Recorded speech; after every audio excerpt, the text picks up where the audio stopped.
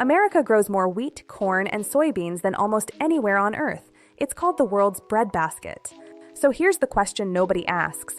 If America grows so much, why does it buy more food from the world than it sells? This is Import Stories. Today's track: the paradox of the world's biggest food exporter and the world's biggest food buyer being the same country. Let's look at the scale of the trade deficit. Start with the scale. In 2024, U.S. farms and food processors sold about $176 billion of product to the world. Grains and feed, soybeans, livestock products, tree nuts, fruits and vegetables. These are the pillars. But in the same year, the country brought in around $205 billion in food.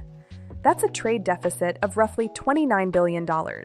It isn't a one-year blip, it's a trend that's been building since the 2010s. Food imports have grown by more than $33 billion since 2015. So how does the world's breadbasket end up a net importer of food? The answer is in what kind of food moves in each direction. America exports raw. America imports refined and specialty. Nearly 70% falls into consumer-oriented products. The stuff already on a supermarket shelf ready to eat. Fruit and vegetables are the two single largest import categories. Intermediate goods, vegetable oils, sweeteners, baking ingredients used inside American food factories make up another chunk. America exports the raw crop. America imports the raw ingredient and the finished product it can't grow or process cheaply.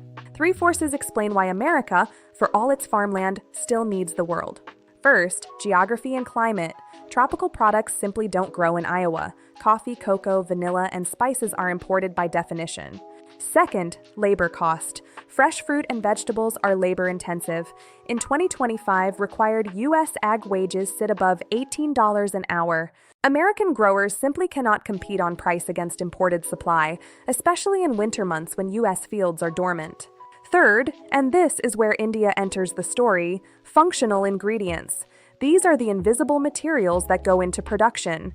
Take Guar gum. It comes from a drought-resistant bean grown almost entirely in India, a crop America has no domestic supply of. 90% of that Guar gum goes into hydraulic fracturing for shale oil and gas, where it thickens the fluid underground. The rest goes into ice cream, baked goods, sauces, and dietary supplements as a thickener and stabilizer. Or take spices. India exported close to $4.7 billion of spices globally. Indian pepper alone crossed $176 million into the United States. Coriander, cumin, and turmeric add over $140 million more. It disappears into American seasoning blends long before it reaches a shelf. Now flip the record. What does America actually send out, and to whom? Soybeans dominate. They're the backbone of global animal feed and the second largest source of vegetable oil on the planet. Corn follows, much of it crossing into Mexico. Beef moves heavily to South Korea and poultry moves to Mexico.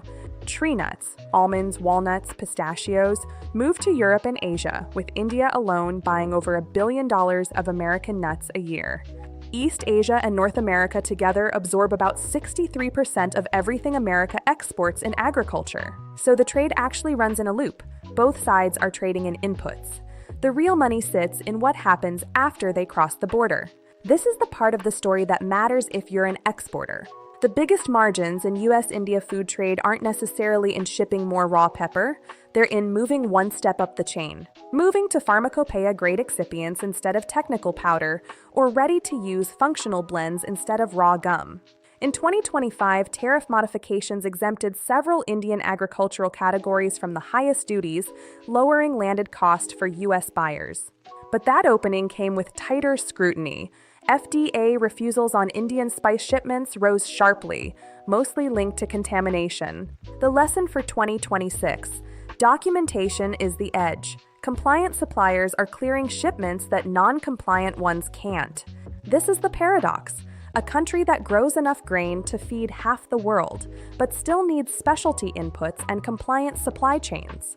America doesn't need less trade, it needs more of the right kind. That's the gap this track lives in. This has been Import Stories. Next track, a single ingredients full journey. We care what you consume.